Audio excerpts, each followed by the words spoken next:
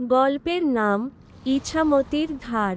ইছামতি নদীর তীরবর্তী একটি ছোট্ট গ্রাম চর সুলতানপুর। গ্রামের এক প্রান্তে ঘন বন ঘেরা এক পুরাতন মসজিদ। কালের বিবর্তনে ছাদ ধসে পড়েছে, মেহরাবের ইটে ফাটল ধরেছে, আর রাত নামলেই অদ্ভুত কাপা কাপা আজানের সুর ভেসে আসে সেই ধ্বংসপ্রায় মসজিদ থেকে, যেখানে বহু বছর ধরে কেউ নামাজ পড়ে না। গ্রামের বয়োজ্যেষ্ঠরা বলেন, এই মসজিদ এককালে ছিল অলিদের স্থান। এখানে নাকি এক দরবেশ বসতেন, শাহ সুলতান আলী। তিনি এক রাত মসজিদেই ইন্তেকাল করেন রহস্যময় অবস্থায়। তারপর থেকেই শুরু হয় নানা গুজব। কেউ বলে মাঝরাতে কেউ মসজিদের ভেতর নামাজ পড়ে, কিন্তু কারো চেহারা দেখা যায় না। আবার কেউ বলে জিনরা এখন এই মসজিদে ইবাদত করে। একবার শহর থেকে আসা এক তরুণ ইতিহাস গবেষক নাজিম এই পুরাতন মসজিদের ইতিহাস জানতে চায়। সে রাত কাটাতে চায় মসজিদের ভেতরে। গ্রামের মুরব্বীরা অনেক নিষেধ করে, কিন্তু সে শোনে না। রাত 12:30টায় হঠাৎ নাজিম দেখে পুরো মসজিদে আলো জ্বলছে, অথচ কোনো বৈদ্যুতিক সংযোগই নেই। সে সাহস করে মেহরাবের দিকে এগোয়। সেখানে এক বয়স্ক মানুষ সাদা চাদর গায়ে দিয়ে দাঁড়িয়ে নামাজ পড়ছে। নাজিম থমকে যায়। নামাজ শেষ হতেই লোকটি ঘুরে তাকায়, কিন্তু তার চোখ নেই, গভীর কালো গর্ত। সেই রাতেই চিৎকার শুনে গ্রামবাসী মসজিদের পাশে ছুটে আসে। দেখে নাজিম মসজিদের ভেতর অজ্ঞান হয়ে পড়ে আছে। তার হাতে ধরা এক পুরনো কোরআন শরীফ, যেটা দরবেশ শাহ সুলতানের ছিল বলে শোনা যায়। পরদিন জ্ঞান ফিরে পেয়ে নাজিম শুধু একটাই কথা বলেছিল, মসজিদটা এখনো জেগে আছে, কিন্তু মানুষের জন্য নয়। নাজিম সেই ঘটনার পর আর আগের মতো ছিল না। শরীরে ছিল জ্বর, মনে আতঙ্ক। চোখ বন্ধ করলেই ভেসে উঠত সেই চেহারাবিহীন নামাজির মুখ। ডাক্তাররা বললেন, মানে স্ট্রেস, হয়তো অতিরিক্ত ভয় পেয়েছে। কিন্তু নাজিম জানত বিষয়টা তার চেয়েও গভীর। সে যখন মসজিদের মেহরাবে অজ্ঞান হয়ে পড়েছিল, তার হাতে ধরা ছিল এক পুরনো কিতাব, চামড়ার বাঁধাই, অচেনা হস্তলিপি। প্রথম দিকে বুঝতে না পারলেও ঘরে ফিরে কিতাবটি খুলে নাজিম দেখতে পায় কিছু পৃষ্ঠা আরবি ভাষায় লেখা, কিন্তু কিছু পৃষ্ঠা যেন আগুনের ধোঁয়া ছুঁয়ে এসেছে, অর্ধেক পুড়ে গেছে। কিছু লেখার মাঝখানে অদ্ভুত আঁকা, যেন সিল বা তাবিজের মতো। আর এক জায়গায় স্পষ্ট করে লেখা, এরা আলোতে আসে না, ইবাদতের ছলে ছায়া হয়ে থাকে। তারা জিন নয়, অলৌকিক অভিশাপ। এরপর থেকে নাজিম প্রতি রাতে স্বপ্নে দেখত সে সেই মসজিদে ফিরেছে, কিন্তু এবার কেউ নামাজ পড়ছে না, বরং ভেতরে বহু ছায়ামূর্তি জড়ো হয়ে কোরআন পড়ার সুরে কাঁপতে থাকে। কিতাবের পাতায় প্রতিদিনই নতুন কিছু লেখা ভেসে ওঠে, যেন কেউ বা কিছু সেই কিতাব ব্যবহার করে তার সঙ্গে যোগাযোগ করছে। এক রাতে হঠাৎই সে এক স্বপ্ন দেখে দরবেশ শাহ সুলতান আলী তার সামনে বসে আছেন। গলায় মৃদু কণ্ঠে বললেন, তুই যেটা হাতে ধরেছিস ওটা জিনদের নয়, ওটা ইছামতির অন্তর্জলের কিতাব। যতক্ষণ এটা তোর কাছে আছে, ওরা তোর পিছু ছাড়বে না। মসজিদে ফিরে যা, কিতাবটা ফেরত দে। তাস খুলে গেছে। নাজিম ঘামতে ঘামতে উঠে পড়ে জানে এবার সময় এসেছে। সে আবার যাবে সেই মসজিদে, কিন্তু এবার সে একা যাবে না। নাজিম আর অপেক্ষা করে না। পুরনো কিতাবটি একটি কাপড়ে মুড়ে সে রওনা দেয় চর সুলতানপুরের দিকে।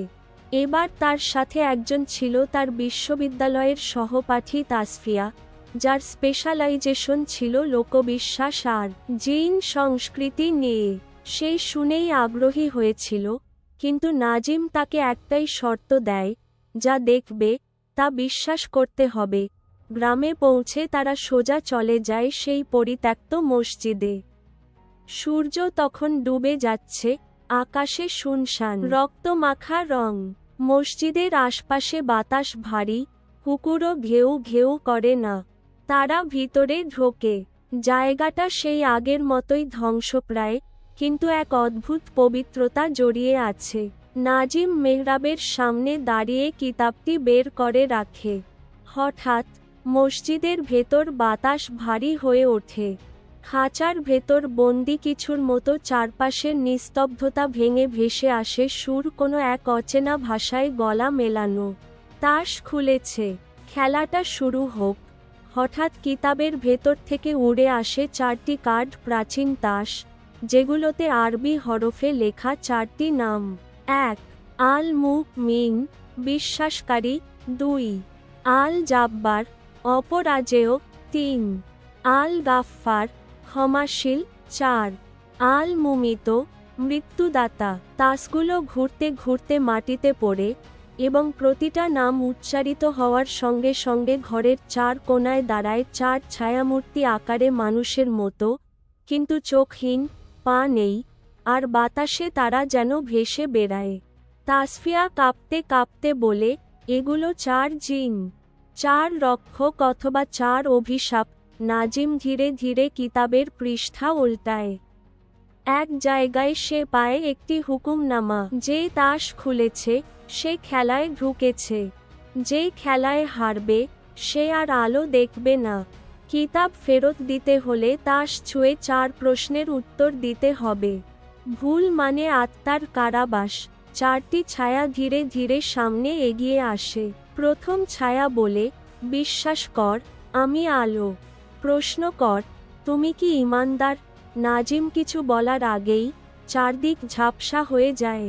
প্রথম ছায়া সামনে এগিয়ে আসে। তার কোনো মুখ নেই, কিন্তু ভেতর থেকে ভেসে আসে কণ্ঠ, তুমি কি সত্যিই ঈমানদার? নাজিম থমকে যায়। তার হৃদয়ে বাজে বহু বছর আগের এক দৃশ্য, নামাজ না পড়া, মায়ের কোরআন পড়তে নিষেধ করা, নিজের বিশ্বাস নিয়ে সংশয়। সে মুখ নিচু করে বলে, না, আমি কেবল জানতে চেয়েছিলাম ঈমান কি, ওটা আমি হারিয়েছিলাম। এক মুহূর্তের নীরবতার পর ছায়া মিলিয়ে যায়। বাতাস হালকা হয়। তাসফিয়া অবাক চোখে তাকিয়ে বলে, তুই ভুল করিসনি, তুই সত্য বলেছিস। দ্বিতীয় ছায়া সামনে এগিয়ে আসে। তার শরীর জ্বলন্ত আগুনের মতো কাঁপছে। প্রশ্ন করে, তুমি কি ক্ষমতা চাও, নাকি ক্ষমাকে বেছে নেবে? তাসফিয়ার দিকে তাকিয়ে নাজিম বলে, আমি এই কিতাব ব্যবহার করে অনেক কিছু পেতে পারতাম। জানতাম কেউ কেউ এটা দিয়ে জিনদের বশ করে, কিন্তু আমি চাই না শক্তি, আমি চাই শান্তি, আমি চাই ক্ষমা। এক মুহূর্ত, তারপর সেই ছায়া ধীরে ধীরে গলে গিয়ে বাতাসে মিশে যায়। তৃতীয় ছায়া আসে, এবার তা মাটির নিচ থেকে উঠে আসে, যেন কবর ফুঁড়ে বেরিয়েছে। তার কণ্ঠে বিষাদ, তুমি কি কাউকে কষ্ট দিয়েছ, যে এখনো তোমাকে ক্ষমা করেনি? নাজিম থেমে যায়। চোখে ভেসে ওঠে তার ছোট ভাইয়ের মুখ। একবার রাগ করে নাজিম তার মাকে কষ্ট দিয়েছিল, মায়ের মৃত্যুতে ক্ষমা চাইতে পারেনি। সে ধীরে বলে, হ্যাঁ, আমি দিয়েছি, আর আমি এখনো নিজেকে ক্ষমা করতে পারিনি। তৃতীয় ছায়া মাথা ঝাঁকিয়ে অদৃশ্য হয়। শেষ ছায়া সবচেয়ে ভয়ঙ্কর। তার গলা কবরের মাটি ছোঁয়া, গা ছমছমে কণ্ঠে বলে, তুমি কি মৃত্যুকে ভয় পাও? নাজিম কাঁপে। তাসফিয়া তার হাত চেপে ধরে। দীর্ঘ মুহূর্ত পর নাজিম ফিসফিস করে বলে, আগে পেতাম, এখন নয়। যদি সত্যের জন্য, ঈমানের জন্য, শান্তির জন্য মরতে হয় তাহলে আমি প্রস্তুত। চারদিক কেঁপে ওঠে। হঠাৎই 4 তাস জলে উঠে মাটিতে গলে যায়। কিতাব আপনা আপনি খুলে পড়ে যায় দরবেশ শাহ সুলতানের কবরের সামনে। শব্দ হয় না, কিন্তু বাতাসে ভেসে আসে সেই দরবেশের শান্ত কণ্ঠ, তুই খেলায় জিতেছিস না, তুই নিজেকে জিতিয়েছিস। কিতাব ফেরত দেওয়া হলো। এখন চলে যা, তবে মনে রেখ ইছামতির নিচে এখনো তাস বেঁচে আছে। তাসগুলো গলে যাওয়ার পর এক মুহূর্তের নিস্তব্ধতা।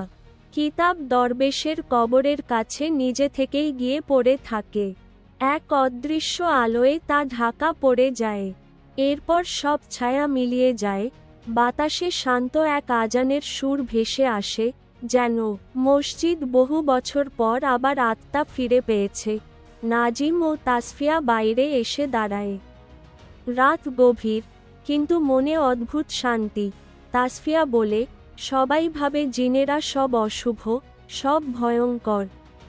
কিন্তু আজ মনে হলো, সত্যকে বোঝানোর জন্য ভয়ও এক ধরনের করুণা। নাজিম মাথা নেড়ে বলে, ওরা রক্ষক ছিল, অভিশাপ নয়। আমরা ভুল করেছিলাম কিতাব ছুঁয়ে, কারণ ওটা ছিল শুদ্ধতার পরীক্ষা। এখন বুঝি, বিশ্বাস শুধু ধর্মীয় অনুশাসন নয়, বরং নিজের ভেতরের আলো খুঁজে পাওয়া। তারা গ্রাম ছাড়ে, ইছামতির তীর পেরিয়ে শহরে ফিরে যায়। কয়েক বছর পর চর সুলতানপুরে এখন নতুনভাবে মসজিদটি সংস্কার করা হয়েছে। নাম দেওয়া হয়েছে নূরের তাস মসজিদ। কেউ জানে না কেন। তোমার বিশ্বাস আর সেই কিতাব, তা আর কেউ দেখেনি।